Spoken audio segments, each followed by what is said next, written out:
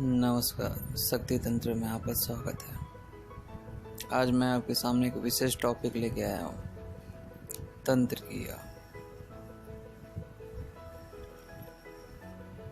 आज के समय में लोगों के पास मंत्र तो है, लेकिन मंत्र का प्रयोग किस रूप में करें, किस तरह से करें, यह उसको ज्ञान नहीं। और यह स्वाभाविक भी है, क्योंकि बहुत से लोग ऐसे हैं जो मंत्र की चोरी करते हैं। कहीं से भी मंत्र उठा लेते हैं और उसका जाप प्रारंभ कर देते हैं, और उसका फल नहीं मिलता, फिर बोलता है यह मेरे साथ क्या हो रहा है। तो इसके जिम्मेदार तो सिर्फ आप ही होते हैं। अगर आप वह मंत्र गुरु के सहमति से, उनके आशीर्वाद से प्राप्त किए होते तो वह मंत्र आपका काम आता। गुरु आपको बताता कौन सा मंत्र किसमें काम आ रहा है। अब बात करते हैं उस व्यक्तियों के विषय में जिस पर भारी से भारी तंत्र प्रयोग हुआ है। ऐसे बहुत सारे व्यक्ति हैं जिस पर बेहद ही तीव्र शक्तिशाली मारण प्रयोग भी हुआ है। अब मैं उन व्यक्तियों से कहना चाहता हूँ कि आप जो है कब तक इसे सहते रहेंगे। आपको कोई बचाने नहीं आएगा। आपको क्या लगता है इस भूल भुलैया की दुनिया में स्वयं ईश्वर आके आपकी सहायता करेगा? यह संभव ही नहीं है। आपको स्वयं उठना होगा, अपने पैरों में खड़ा होना होगा, आपको स्वयं प्रयत्न करना होगा। अगर आपके ऊपर तंत्र प्रयोग कई बार हुआ है और आप बेहद ही ज़्यादा परेशान हैं और आपकी स्थिति मृत्यु की ओर ले जा रही है, तो उस अवस्था में आपको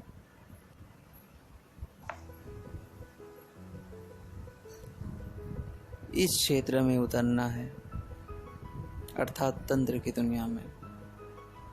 इस दुनिया में प्रवेश करके आपको भी यह प्रयोग स्टार्ट करना है।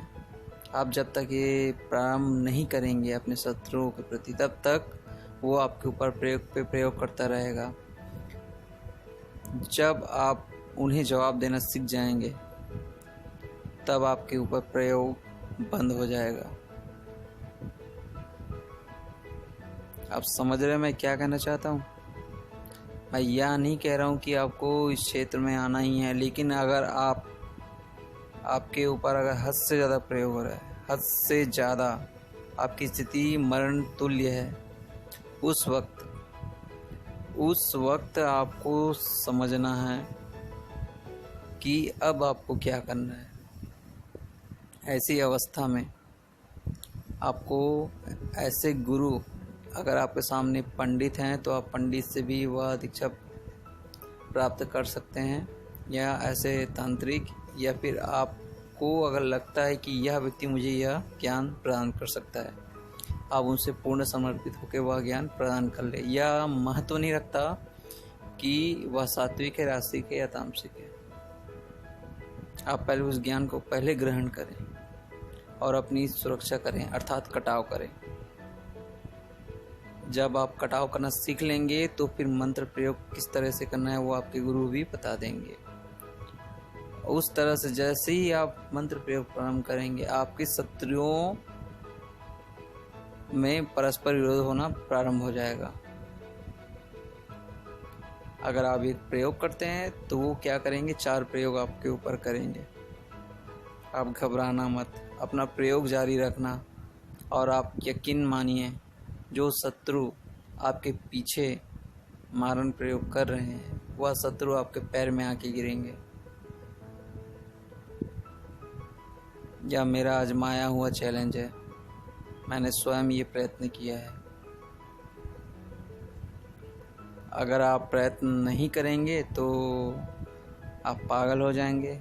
पागल हो जाने के बाद आप या तो गाड़ी के नीचे आ जाएंगे, या तो कहीं कूद जाएंगे, या तो फांसी लगा के मर जाएंगे।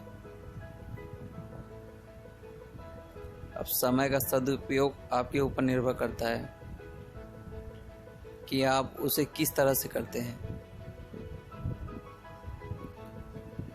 अब रहा मंत्र की बात। देखो, मंत्र का एक बहुत बड़ा जाल है।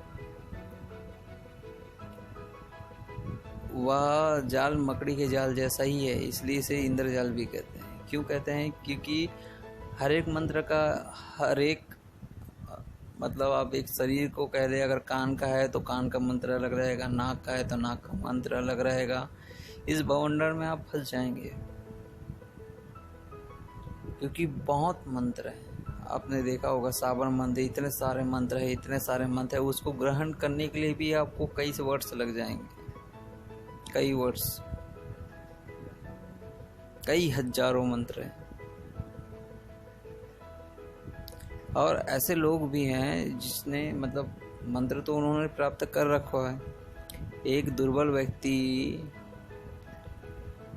एक वीर्यवान मतलब भैरव जी का मंत्र ले रखा है, एक दुर्बल व्यक्ति, और उसका प्रयोग करना जानता नहीं है, यह कितना दुख की बात है। अगर वो आपके सामर्थ्य में नहीं है तो आप उसको त्याग दें, उसका ज्ञान ही प्राप्त ना करें, क्योंकि वो आपके सामर्थ्य से बाहर है। इस क्षेत्र में वैसे ही होता है, अगर आप में सामर्थ्य है तो आपको ज्ञान प्राप्त होगा।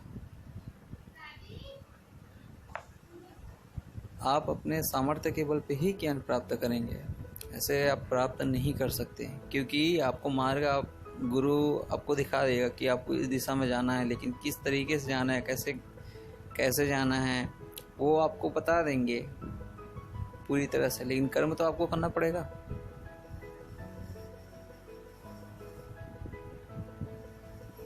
और देखो, मंत्र की विशेषता भी होती है।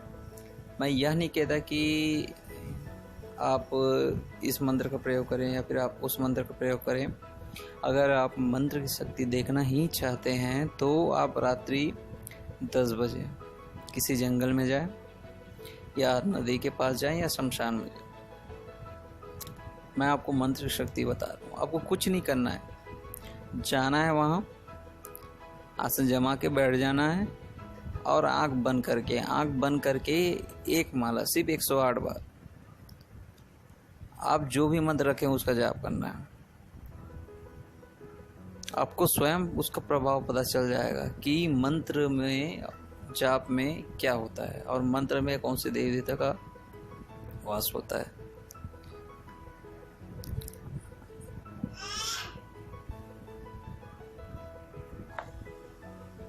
आजकल तो हर लोग तांत्रिक बने फिरते हैं।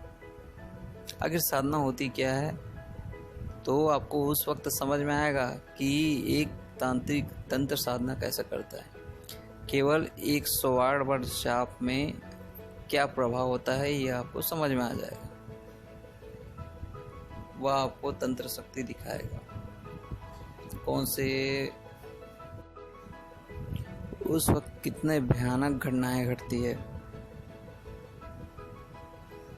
वो आपको एहसास होगा, आपको दिखाई देगा कई भूत प्रेत। इसलिए इस साधना को कभी भी मजाक मत समझो। अगर ये किसी का जीवन बना देता है तो किसी का जीवन नर्क के समान भी बना देता है। अर्थात मैं ये कहना चाहता हूँ कि अगर आपको इसमें सफलता प्राप्त हो जाए तो आप अच्छे से अच्छे कार्य कर सकते हैं, आपका जीवन में बदलाव आ सकता है। अगर इसमें आप असफल रहे तो ये आपका जीवन नष्ट भी कर सकता है। इसलिए साधना को कभी मजाक ना समझें। और तंत्र से पीड़ित व्यक्ति अवश्य अपने साहस को, संकल्प को एकत्रित कर इस क्षेत्र में उतरे, क्योंकि वही व्यक्ति समझ सकता है दुख और तकलीफ होता क्या है, और वही व्यक्ति अगर चाहे तो सफलता प्राप्त कर सकता है।